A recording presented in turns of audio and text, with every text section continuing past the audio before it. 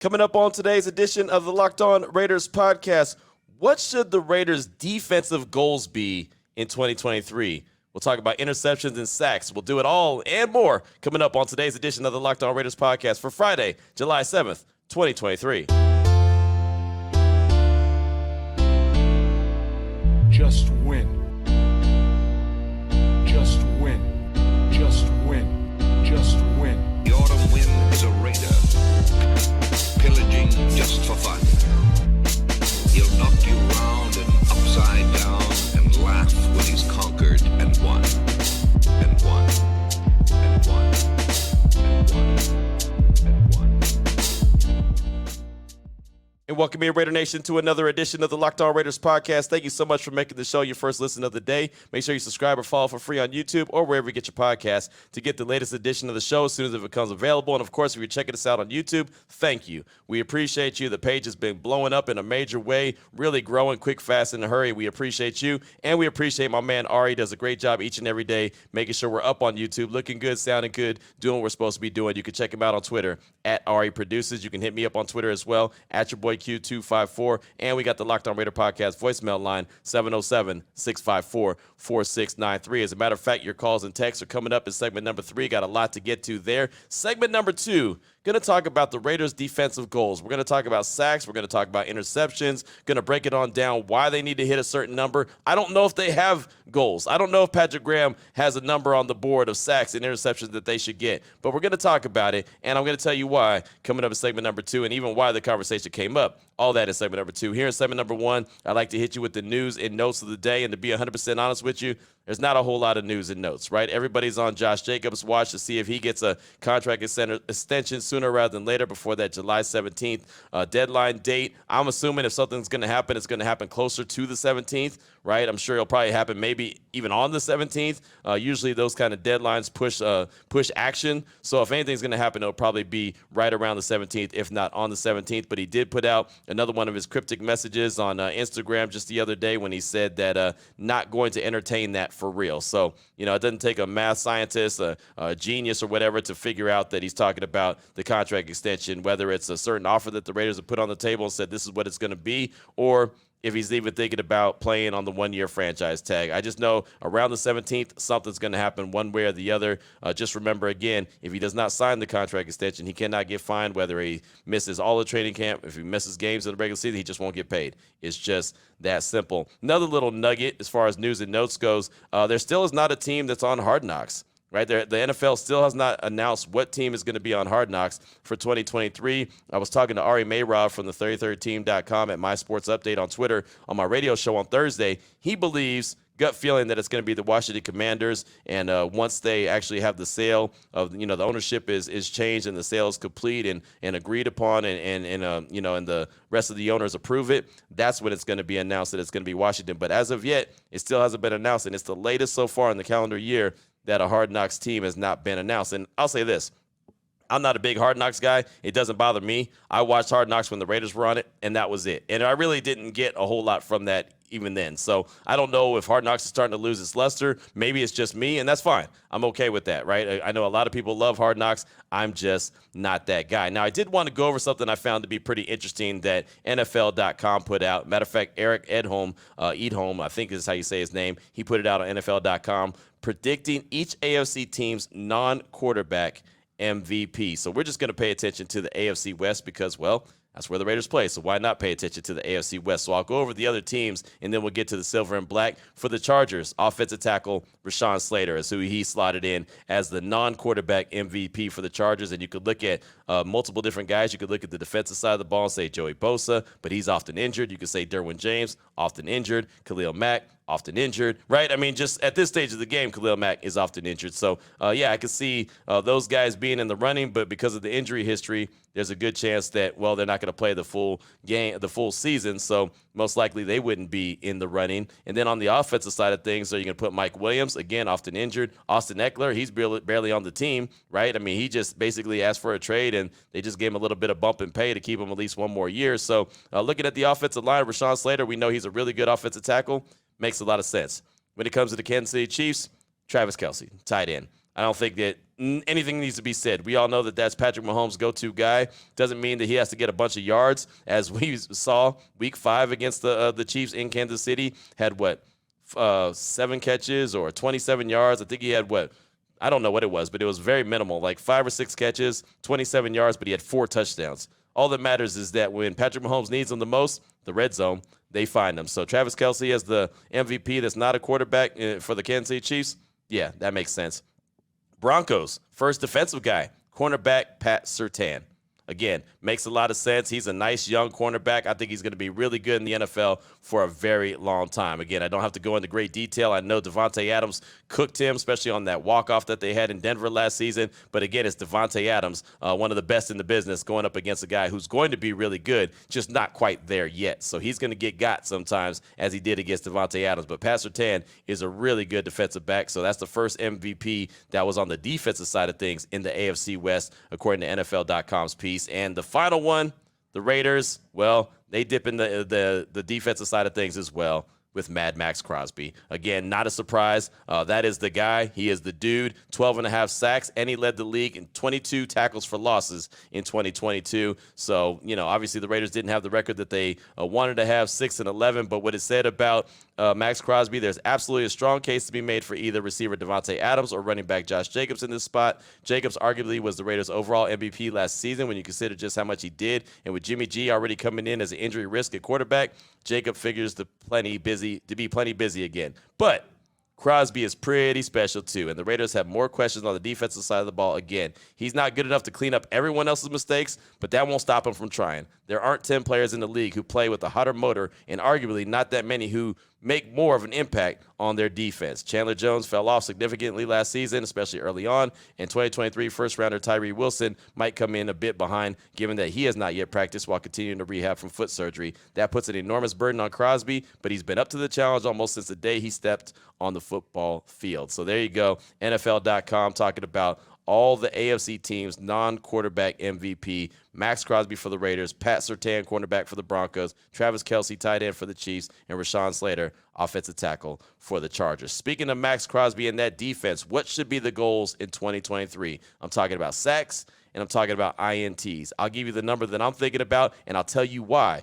and we'll do it after I tell you about the title sponsor of the show, which is FanDuel. Right now, you need to take your first swing at betting Major League Baseball on FanDuel and get 10 times your first bet amount in bonus bets up to $200. That's right, just bet $20. You'll land $200 in bonus bets, win or lose. That's $200 you can spend betting everything from the money line to the over-under to who you think is going to hit the first home run. It's all in the app that's safe, secure, and it's super easy to use. Plus, when you win, you get paid instantly. No better place to bet on Major League Baseball than FanDuel. It's America's #1 sportsbook. So sign up today. Visit FanDuel.com/lockedon to get up to $200 in bonus bets. That's FanDuel.com/lockedon. FanDuel, the official partner of Major League Baseball. All right, Raider Nation, here we go. Segment number 2 of today's Locked On Raiders podcast. Want to talk about defensive goals. And I say this because I've been one that's been very critical and, as a matter of fact, in screaming for the mountaintops what the Raiders need to do defensively, at least as far as interceptions go. And what they did in 2022 was not enough. The Raiders had 27 sacks as a team, 6 interceptions as a team. That's just not going to cut it, right? You're not going to get into the playoffs that way. I know we always say defense wins championships, and, you've got to obviously score a lot of points as well. I think the Raiders can do that, but to be a really respectful defense, they've got to be a lot better than 27 sacks and 6 interceptions like they were in 2022. Let's put it in perspective like this.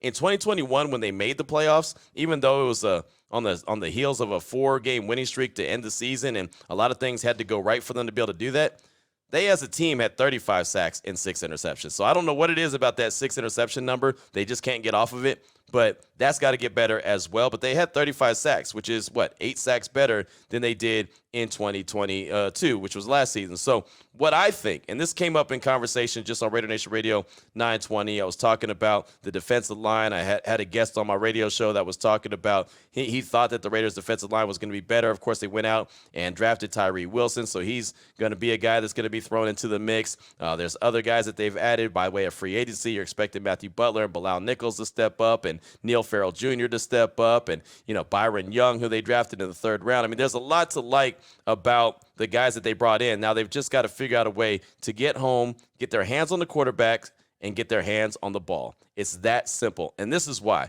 Check this out. all the playoff teams in 2022. Actually, you know what? Before I even get into all the playoff teams in 2022, I'll tell you what number I threw out there for the Raiders, what the goals in my mind should be: 40 sacks and 20 interceptions. And I know that sounds like a lot when you're looking at 27 sacks and 6 interceptions from the year before. That is, but they can't even worry about that. I believe Patrick Graham needs to come in day one of training camp on the 26th when they have practice and write on the board 40 sacks, 20 interceptions is what we as a unit are going to do this year. And anything less is not acceptable. And make it a competition. Make it something that these guys are striving for. If you have a goal, if you have something set in your mind, even if it seems like it's far-fetched, it's at least a target, something to strive for. I believe, and Eric Allen has said it, and I've played it on the podcast before, that Willie Shaw, his defensive coordinator when he was with the Raiders, said day one, 20 interceptions as a team. And every one of those guys on that team wanted to be a contributor into those 20 interceptions, and they all wanted to lead the team in interceptions as well to try to get to that 20 number. They got to have something. Right? If you have goals in front of you, even in life, if you have a goal in front of you, something that you can look at and say, that's what I'm trying to achieve each and every day, right? There's a better chance that you'll at least get close to it.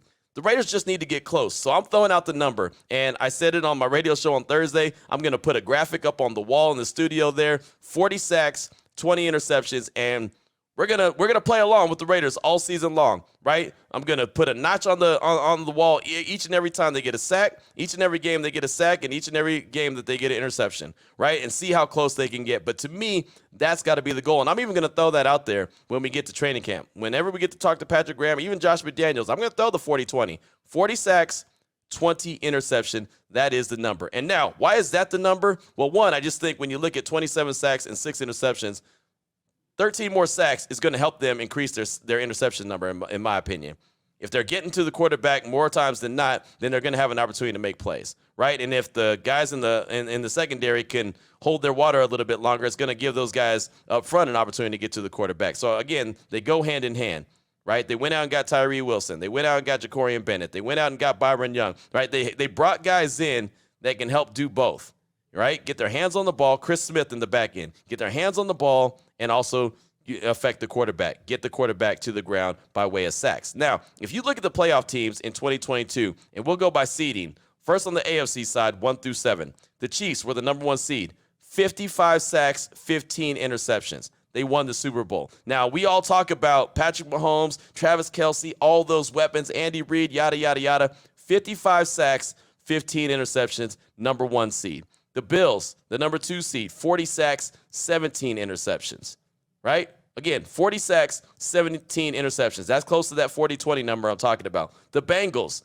they were a team that was just in the Super Bowl just a couple seasons ago. And, of course, they were the team that was playing against the Chiefs in the AFC Championship game. 30 sacks, 13 interceptions. So, again, still much more than what the Raiders did. 30 sacks, only 3 more sacks more, and 13, so 7 more interceptions. The Jaguars, who made the playoffs, and, oh, by the way, beat the Chargers after being down 27-0. 35 sacks, 14 interceptions. The Chargers, by the way, 40 sacks, 14 interceptions. Again, you're seeing a trend, right? Nothing in the 20s. Nothing in the single digits with interceptions. Ravens, 48 sacks, 14 interceptions. The Dolphins, 40 sacks, 8 interceptions. We talk about, and that's the first one that's in single digits as far as interceptions, the Dolphins right there, which surprises me because Xavier Howard usually has 6 or 7 himself a season, if not more. But you look at those AFC teams, all playoff teams, 55 sacks, 40 sacks, 30, 35, 40, 48, 40, 15 picks, 17, 13, 14, 14, 8. Why is 20 not a possible number? Why is 20 a number that they can't achieve? It is, and it should be the goal. And if they do that, I guarantee you they're one of these 7 teams, right? I think the offense could compete with anybody. I think we talked about that in a major way. If you can get up there and get those kind of numbers, 40 sacks, 20 interceptions, or anything close to that, that's going to be a playoff team. You're going to win extra games. Think about this. If you can get an interception, a couple interceptions, or a couple turnovers, a couple more sacks in that Cardinals game, even a couple sacks. You get a couple sacks in that Cardinals game, the Raiders win week 2 instead of losing that embarrassing style. If you can get a sack or an interception in that Thursday night Rams game, the Raiders win that one, right? I mean, there's just those type of games. You get to the quarterback and you get your hands on the ball, and you're going to win more games than not. The Steelers game, Christmas Eve, right? A couple plays. All they had to do is make a couple plays. The Steelers did. They picked off Derek Carr 3 times. If the Raiders pick off Kenny Pickett once and get to him like 2 or 3 times, boom, they win that game. It's just that simple. So how about the NFC side of things? All playoff teams, 1 through 7. Eagles, 70 sacks, 17 interceptions. Now, that's extreme. 70 sacks is super extreme. So that's why I'm looking at around 40. I'm not asking for, the sky. I'm not asking for the moon and the sun. But 70 sacks, 17 interceptions for the Eagles. And look, they lost the Super Bowl because the Chiefs have a high-power offense. But the Chiefs were also able to get to the quarterback and come up with the ball throughout the course of the season as well. The 49ers, we know how good their defense was. This is funny. As good as the 49ers defense was, they had 44 sacks and 20 interceptions. That's all I'm asking for, 40 and 20. 40 and 20. I actually thought, before I did the research, that the Niners' numbers were going to be higher than that. The interceptions, that's about right. That's a high number, obviously 20. But the sacks, I thought they had more than that. But their defense is solid. They make plays when the ball is in the air, when it's tipped, they come away with it. So 44 and 20 for the 49ers. The Vikings, as bad as defense as they had, and I think their 13 wins that they had in 2022 was really fool's gold because their defense wasn't very good. But you know what they did? They sacked the quarterback 38 times and still had 15 interceptions. So even though their defense was bad, they still made plays. And guess what? They made it to the playoffs and won 13 games. Now, they deconstructed their team a little bit because they know that wasn't sustainable. They brought in a new defensive coordinator in Brian Flores. But you see the building blocks were there, 38 and 15. How about the Tampa Bay Buccaneers? 45 sacks, 10 interceptions. The Cowboys, 54 sacks, 16 interceptions. The G-Men, the New York Football Giants. I talk about Brian Daboll and what he was able to do with Daniel Jones and make him respectable and turn that offense around. The Giants had 41 sacks and 6 picks. Now, there's a number, 6 picks. That's the same that the Raiders had, but they had 41 sacks as opposed to the Raiders' 27. If the Raiders get 41 sacks, they're in the playoffs. Well, maybe not in the playoffs, but they're winning more games. You know what I mean. Seahawks, they got to the playoffs with Geno Smith. Shock to me. But you know what they did? 45 sacks, 14 interceptions. That's 1 through 7 right there. Eagles, Niners, Vikings, Bucks, Cowboys, Giants, Seahawks. 70 sacks, 44 sacks, 38, 45, 54, 41, 45. Interceptions, 17, 20, 15, 10, 16, 6, 14. All these teams, all 14 of these teams that made playoffs, made plays defensively by way of sacks and interceptions. So when I look at the Raiders and say 40 and 20, they might not hit that number, and that's fine. But if they get anything close to that, they're winning extra games. They're winning, I think, a handful of games, 3 more games. You give me 3 or 4 more wins, that's double-digit wins from what you had the season before. So if you want to get to 10 wins, if you want to be a double-digit team, get 40 sacks and 20 interceptions and let the chips fall where they may. If they get 40 sacks and 20 interceptions, I feel very confident about their chances of being a double-digit team, a double-digit win team in 2022. How about the AFC West just in general? The Chiefs, 55 sacks and 15 interceptions. I mentioned them. Chargers, 40 sacks, 14 interceptions. Mentioned them. The Broncos, they didn't make the playoffs. 36 sacks and 15 interceptions. So you see that they're close. 36 to 15. They didn't make the playoffs. They only won 5 games. So, maybe they're testing my theory that you won't win an extra 3 games if they do get it. But I'll take my chances, right? Again, if you get 40 and 20, I'll let the chips fall where they may. The Raiders, 27 sacks and 6 picks in 2022. And teams that had sacks only in the 20s, there's only 3 of them. The Bears, they stunk. The Falcons, they stunk. And the Raiders, they weren't good, right? 20 sacks for the Bears, 21 sacks for the Falcons, 27 for the Raiders. The Bears at least had 14 picks. The Falcons had 10 picks. The Raiders only had 6. So, again, ball production. Get to the quarterback. Get your hands on the ball. It's very important. If you're able to do that, I'm telling you, my number is going to be 40-20 all year long. I'm going to stick with that number and hope that the Raiders can do it. And I promise you, when we get to the Intermountain Healthcare Performance Center, I'm going to say that to Patrick Graham and Josh McDaniels. Is there a number? Is there a certain target? Is there a certain goal that the defense has to try to achieve? If they do, that's a step in the right direction. That's just me. What says you? 707-654-4693. This is the Locked On Raiders podcast. Here we go, Raider Nation. Segment number 3 of today's Locked On Raiders podcast. Your calls and text straight off that Locked On Raider podcast voicemail line, 707-654-4693. Army Raider, he's up first. He's calling to talk about the Patriot way that has not worked anywhere but in New England with Tom Brady. Here is his thoughts. Army Raider. Hey, Q, it's your boy Army Raider. Just catching up on some of these call-ins and your show yesterday, and couple things I just really wanted to, kind of hit on my own sense. It sucks hearing that we're 31st out of 32nd, going forward on our salary cap and everything else. And it seems like it's getting worse. And, I'm going to give the benefit of the doubt, but everyone who's ever tried to do it the Patriot way outside of having Tom Brady has failed to include the Patriot way. Bill Belichick losing the record without Brady. Josh Daniels losing record without Brady, Matt Patricia, all these GMs and associate GMs that have gone elsewhere all have losing records. So everyone's blindly following this Patriot way that hasn't produced squat elsewhere. I mean, just keep it real. And instead of improving the situation, it seems like we're actually getting worse in our cap situation. I know they didn't, take over the greatest, but I would like to see him, at least in these next 2 years, in order for me to gain confidence in him, start to, improve the situation as opposed to take it down. Basically the only two good things they've done is get Adams and sign Crosby long term. Also, I hear a lot of people saying Aiden O'Connell, franchise quarterback, Aiden O'Connell. Well, as you know, I've talked to you guys in the past, I have a very, very, very close connection to one of the Big Ten staffs. One of the two Big Ten staffs, if you know who the Big Two are. They played Aiden O'Connell, and I actually sat down with some of the defensive staff when the Raiders drafted him, and I was back up in the Midwest, and they don't think he's an NFL quarterback. They think he had a really good tight end and a really good receiver, and he looks really good in shorts and a T-shirt in camps and pro days, but he's a very one-read, two-read quarterback. And if we see how that's transferred to the NFL, that system quarterback's not good. I hope the kid kills it as a Raider fan. But for people banking on him to be a, next Brock Purdy, they got to remember, Brock Purdy was a winner in college at a traditional underperforming school. Aiden O'Connell wasn't. Sorry to vent. I just, I want to see us get better, but I think we're foolish to blindly follow those people. Last thing real quick before my time runs. Let's also talk about why are the Raiders drafting and signing so many people with injury histories? That's just not smart. We need them available. Anyways, that's my time. Army Raider out. Thank you so much for the call, my man. And you're not wrong.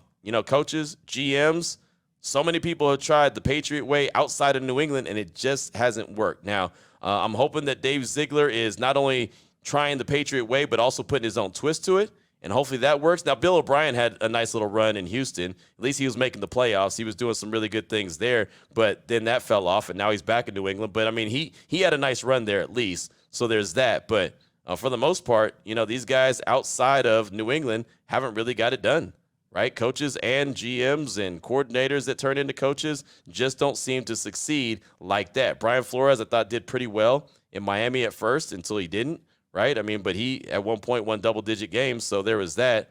But, again, it just doesn't happen very often. And the GMs, I mean, Nick Caserio, I'm looking at him in Houston and see what he's doing. If they can figure things out, then, okay, maybe that's a step in the right direction. Dave Ziegler comes over, obviously, from the Patriots. He's the GM of the Raiders. We know what happened with Matt Patricia in Detroit. You ain't got to talk about that. That was one of those. Romeo Crennel, know what happened with him when he tried to be a head coach. That didn't work out very well. I mean, there's so many more times, more examples of guys that didn't work out coming out of New England in that Patriot way. It just hasn't happened. And we know what happened with Josh McDaniels when he was in Denver. That didn't work out either. He's got a lot riding on his shoulders this season. I don't think he's on the hot seat by any means, but at the same time, he's got to show that this team is heading the right direction, and Dave Ziegler has to do the same thing. Either though, I don't think either one of them are on the hot seat. So thank you, Army Raider, for that. I do appreciate you. As far as Aiden O'Connell goes, we'll see, right? Again, I've said multiple times I feel like he's a backup. But until we actually see these guys, any of these guys on the grass, we have no idea. And even then, we won't know until they actually get in some action. So I'll just kind of reserve my thoughts on Aiden O'Connell until we actually see something. So thank you so much for that call, though. I do appreciate you. Up next, got a text from T3 Raider Facts. Says, Q, T3 Raider Facts here. I have a new hashtag for you. Josh Jacobs has continued to climb the ladder over the course of his career, battling through homelessness and making it to Alabama and still climbing. First-round draft pick, yet cheated out of Offensive Rookie of the Year and still climbing. Didn't have his fifth-year option picked up and ended up leading the league in rushing. We've all followed his journey as he continues to climb. We don't know what's going to happen, but we're all following him as he continues to climb. Hashtag Jacob's Ladder. Thank you so much, T3. Definitely appreciate you. It's nice to see you get creative a little bit with Josh Jacobs. And, yeah, talked about your hashtag Pay Rodney Hudson last time. Now it's hashtag Jacob's Ladder, so I can appreciate that. Thanks so much. And, yeah, the journey, that's the thing that makes this whole scenario when it comes to Josh Jacobs and the contract situation, what makes it tough, because we all have followed his story. We all know him as a dude. At least, we know his story as a guy and know that he's a stand-up guy. And it's just, you want to see those guys succeed and get what they want. You want to see them achieve their goals. And so that's why it makes this one even more personal, because we all know how much Raider Nation cares about Josh Jacobs and again, the story on and off the field, who Josh Jacobs is. Thank you so much for that text. I do appreciate you. Up next, got a call from Raider Nation for Life 420. He had a question about running back Josh Jacobs and what he might be able to get from another team across the league. Here he is, Raider Nation for Life 420. What up, Q? This is Aryan for Life 420, baby.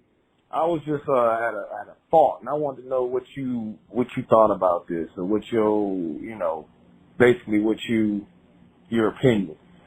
Do you think Josh Jacobs would get offered anything more than what he's looking for, than $10 million?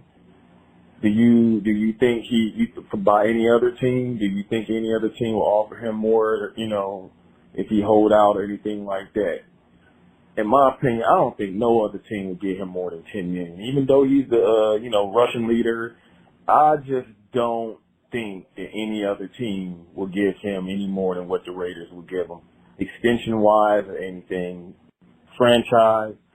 So that's my real reason why I just don't see him holding out. And if he does hold out, it won't be for long. Plus, I'm an ex-football player and all that, retired, and you can see the fire in Josh's eyes. He's more than just the money, man. He's not a Le'Veon Bell, man. He ain't going for the bag like that. He loves football. You can see it, the passion. So that's my reason why I think he won't hold out. It won't be a problem. He won't, I just don't. But, man, good looking. And peace out. Raider Nation for life. Thank you for the call, my man. I appreciate you. And look, I don't think anyone's going to be willing to trade for him, which is what they'd have to do to get him since he's got the franchise tag. The only way they wouldn't have to trade for him is if the Raiders decided to rescind the tag, and that would make him an undrafted or unrestricted free agent. I don't see that happening. They know that they can get something for him. I just don't see teams in this market now, when running backs aren't that valuable, saying, yeah, we'll go ahead and give him some draft capital and we'll go ahead and pay this guy whatever contract he wants, unless they're a team that believes they're one Josh Jacobs away from winning a championship, which I couldn't identify that team out there. I don't see that team that feels that way. I think the Buffalo Bills need a stronger running game. I just don't think that they decide to run the ball very well. Right, their leading runner is Josh Allen, and I don't think that that's a good recipe for success. So there's that. But as far as I'm concerned, it's nobody's going to just dish out that type of money to a running back, because they just don't respect the running back unless they're a super elite guy that can run the rock, catch the ball, very Christian McCaffrey-like, right? And Josh Jacobs, as good as he isn't Christian McCaffrey as far as what Christian McCaffrey was able to do, the body of work he was able to put together before he got that contract. And look, that guy's injury prone, right? But he still got that contract because he was everything in Carolina before he ended up getting traded to San Francisco. And look what he was doing in San Francisco last year before Brock Purdy went down. I mean, he was that guy. He was making John Lynch look like a genius by going out and making the move for him. And I'm sure San Francisco is still thrilled that they have him, but the ultimate goal was not achieved, which was getting to the Super Bowl. So, again, I don't see any team out there now, maybe before the trade deadline, if Josh Jacobs is playing and the Raiders just stink, and there's a team out there that feels like, you know what, let's go make this move, and he's going to put us over the top and get us to the playoffs and deeper, maybe. But, again, I still don't see that either. So thank you so much for that call. I do appreciate you. Up next, got a text from Southern Indiana Raiders. Says, hey, Q, Southern Indiana Raider here. Got a couple things from yesterday's podcast. First, during calls and texts yesterday, I heard a caller talk about Tyree Wilson. I rewatched the highlight reel on him at Texas Tech. He looked very good against lesser Big 12 schools. He's very quick and has speed, plus he plays hard. These are great signs, but his game didn't look like Reggie White at all. I'm not being disrespectful, just seeing a different style. I hope he can, A, get on the field, and B, just add some juice to this D-line. Last thing, I'm not saying hopefully Garoppolo can stay healthy. He's not been healthy since his arrival. Let's hope he can get healthy before worrying about remaining. So keep up the solid work, and thank you for the daily cool stuff, Southern Indiana Raider. And, yeah, when it comes to Tyree Wilson, I wouldn't say he's Reggie White at all either, especially since Reggie White is a Hall of Famer. I mean, you know the greatness of Reggie White. I don't want to put that on a Tyree Wilson right now. Just like I don't want to put, a Hall of Famer title on a guy like, Michael Mayer, and nobody's seen him on the field yet, right? I mean, you got to go out there and earn it. Even Max Crosby, who says he wants to be a Hall of Famer, not trying to put that title on him right now either. He's got to be a guy that's got to go out there and get it done. I do think Tyree Wilson could be a really good player. I think he's raw, very raw. It has plenty of room to grow, and that's what he's going to do. I expect him to come in similar to Max Crosby. I'm not saying he's going to get the same numbers, but just kind of figure it out on the go. Max figured it out on the fly, and he had nobody to really look up to when he was a rookie, right? He had nobody to learn from. At least Tyree has Chandler Jones and Max Crosby to learn from. So I think he'll be able to figure it out on the fly. I don't know what that translates as far as production, but I think at least he has a good step in the right direction, and then he just has to go from there. So thank you so much for that text. I do appreciate you. And Garoppolo, hashtag stay healthy. I mean, it's get healthy, whatever the case may be. It's always going to go back to some health when it comes to Jimmy G. So, again, thanks for the text. I appreciate you. Let's close things out today on the show and the week with Jordan in Oregon. He's calling to talk about the quarterback position and how he thinks it could continue to evolve and what you need to do to get it done. Here he is, Jordan in Oregon. Hey, what's going on, Q? Jordan in Oregon. I just wanted to chime in on your caller, Shadrees.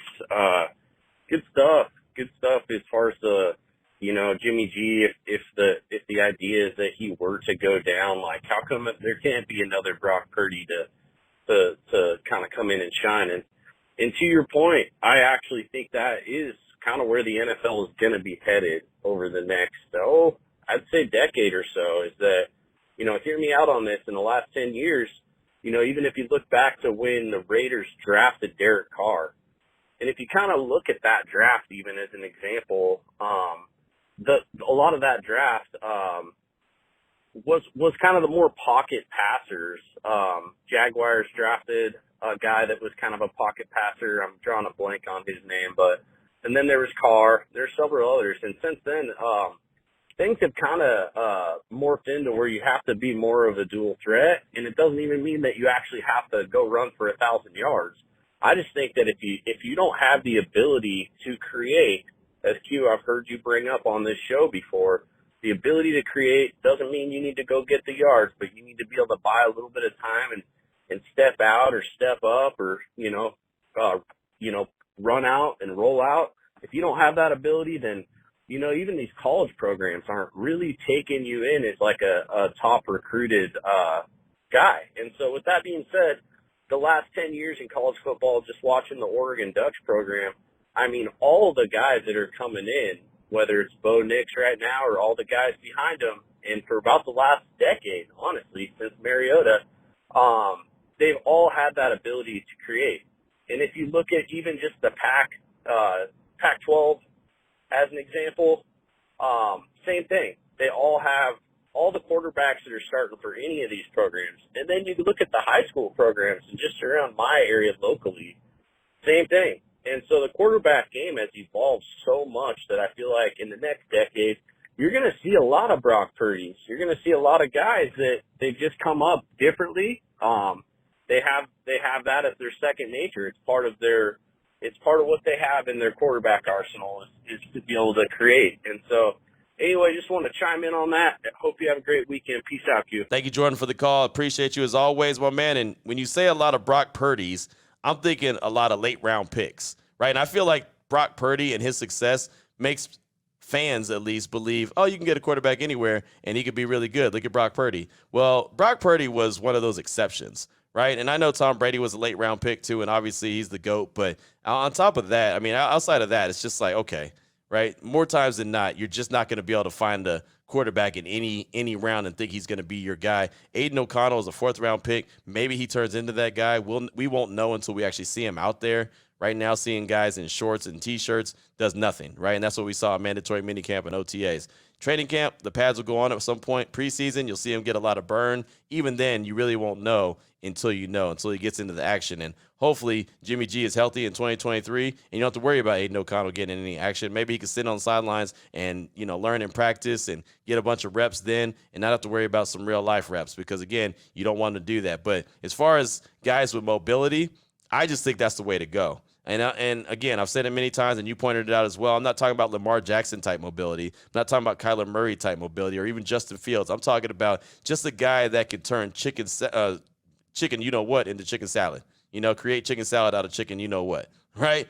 Just a guy that if it, worst-case scenario, can move the pocket a little bit, keep a play alive, allow a wide receiver to scramble a little bit and get open like Jarrett Stidham did against the 49ers on New Year's. Remember, he kept the play alive, rolled, ran a little bit, ran towards the sideline, knew he was about to take a hit, and then Devontae Adams opened up, and he hit him, boom, touchdown. You got to have a guy like that. Now, I'm not saying a guy that's going to take a hit all the time. Stidham had a bloody mouth after that. That's not what you want from your quarterback. But just being able to keep a play alive with his legs just long enough to allow the wide receiver to get open, or go pick up a few yards and pick up a first down if need be, like Jarrett Stidham did in that game against San Francisco. You've got to have a little something. You can't just stick around the pocket and think that you're going to be able to pick teams apart, because defensive ends are too fast, linebackers are too fast, hell, defensive tackles are too fast. It's just not the business. You've got to be able to move the pocket, in my opinion, just a little something. So I think the position will continue to evolve, and I do think you'll start to see a lot more guys with at least a little bit of wiggle in them to be able to keep plays alive. So, Jordan, thanks so much for that call. Definitely appreciate you. That's going to do it for today's show. Thanks so much for all the feedback throughout the course of the week. Definitely appreciate you. Hopefully everyone goes into the weekend and has a very fun and safe weekend. We got Summer League going on here in Vegas, so that's going to be a lot of fun. Hope to catch a few games there at the Thomas and Mack Center, and wherever you are, like I said, hopefully you have a really good weekend. So on Monday, we'll be back with more calls and texts. We'll have more news and notes. Of course, we'll have plenty of conversation, and we'll still be on Josh Jacobs Watch, or like T3 Raider Fact said, hashtag Jacobs Ladder. We'll talk about that all on Monday and a whole lot more. So until then, Raider Nation, take care of yourself, take care of your family, love on your family. Most importantly, as always, just win, baby.